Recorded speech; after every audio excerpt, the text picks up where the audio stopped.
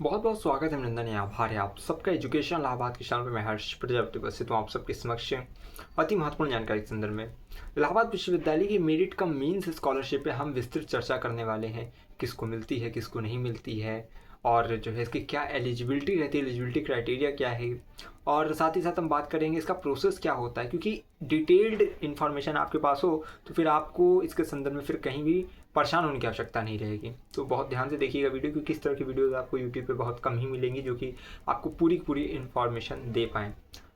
पहली बात देखिए, मेरिट का मीन्स स्कॉलरशिप, जिस प्रकार आप यूपी स्कॉलरशिप भरे हैं उससे कोई मतलब नहीं है, आप उसको भरें, नेशनल भरें, ये विश्वविद्यालय की अपनी अलग है। ठीक है, मेरिट कम मीन्स स्कॉलरशिप, इसमें क्या होता है, मेरिट कम मीन्स जैसे नाम से ये जो है ये एक और संकेत करता है कि जिसका मेरिट अच्छा रहेगा, परसेंटेज अच्छा रहेगा उसको मिलेगा।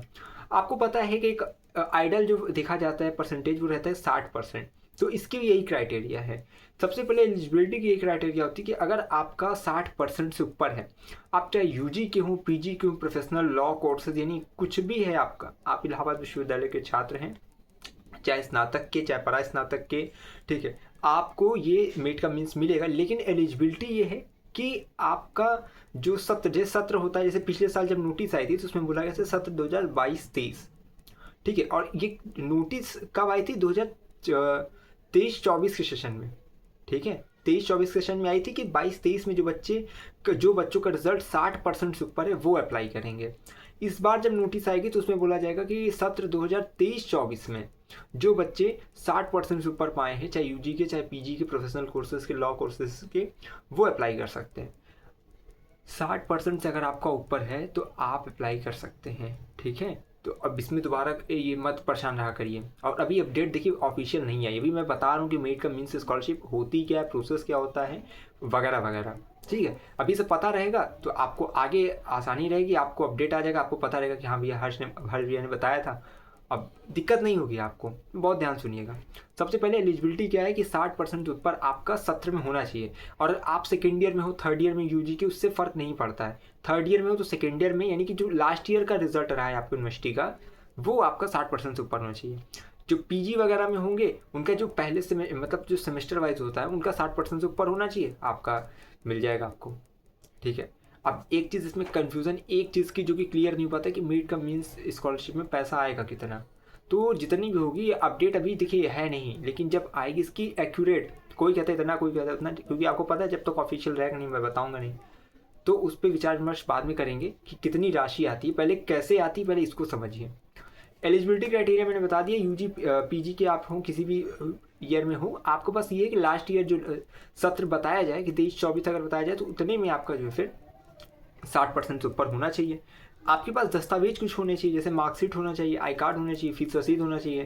ठीक है, मौजूदा सेशन की, जिससे कि आपको पता चल सके कि आप जो है यहाँ पे पढ़ रहे हैं और आप विद्यार्थी हैं, जो कि ये चीज़ प्रमाणित करती हैं। तो मार्कशीट, आई कार्ड और आधार कार्ड वगैरह, फोटो वगैरह, ये सब चीज़ ज़रूरी होती है जो कि आपको चाहिए।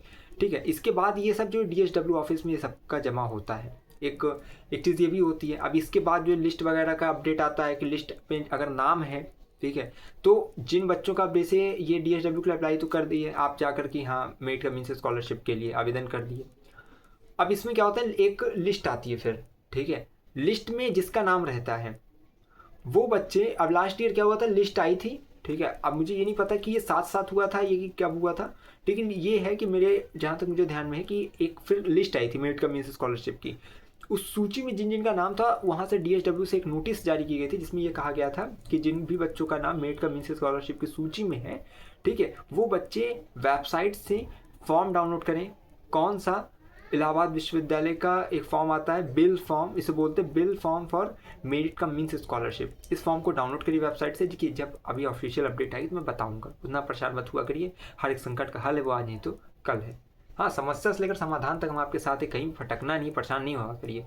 तो बिल फॉर्म डाउनलोड करिए, उससे फिल करिए, और उसके बाद अगर दस्तावेज उसमें मेंशन है तो दस्तावेज के साथ जाके DSW ऑफिस में, नहीं लेखा विभाग में सबमिट कर दीजिए। ठीक, वो सब चीज़ें देख लेंगे, हम बता भी देंगे कि कहाँ क्या कैसे। लेकिन ये लास्ट ईयर के जहाँ तक मुझे याद है वो बोला गया था DSW से फॉरवर्ड करा के लेखा विभाग में सबमिट करिए, ऐसी सूचना थी जो कि मैंने बताया है आपको ये चीज़। तब जो है फिर आपको कहीं ना कहीं फिर अपडेट या मैसेज वगैरह जो भी आएगा उसके आगे तो आपको वो मेट का मीन्स की स्कॉलरशिप मिलती है। लेकिन अब से आपको ये पता हो गया कि एलिजिबिलिटी क्या होती है, प्रोसेस क्या होता है, ठीक है। तो अब जब नवीनतम अपडेट आएगी तो मैं बताऊंगा। बाकी लिस्ट एक ठो आई थी तो वो उसको मैंने भी परसों नरसों डाल दिया, मेट का मीन्स स्कॉलरशिप वाली सूची, तो उसमें जाके देख लीजिएगा क्या कैसा है। उसके संदर्भ में भी ऑफिशियल बस लिस्ट आई तो मैंने डाल दिया है। ऑफिशियल अपडेट उस पर अगर जैसे ही आती मैं सूचित कर दूंगा। तो ये मेट का मीन्स स्कॉलरशिप थी। यूपी स्कॉलरशिप भरे कोई बात नहीं, नेशनल वाली भरे कोई बात नहीं, ये अलग होती है, इसमें मेट के हिसाब से मिलता है और ये बहुत ज़रूरी होता है। बाकी इसके संदर्भ में मैंने बता दिया है।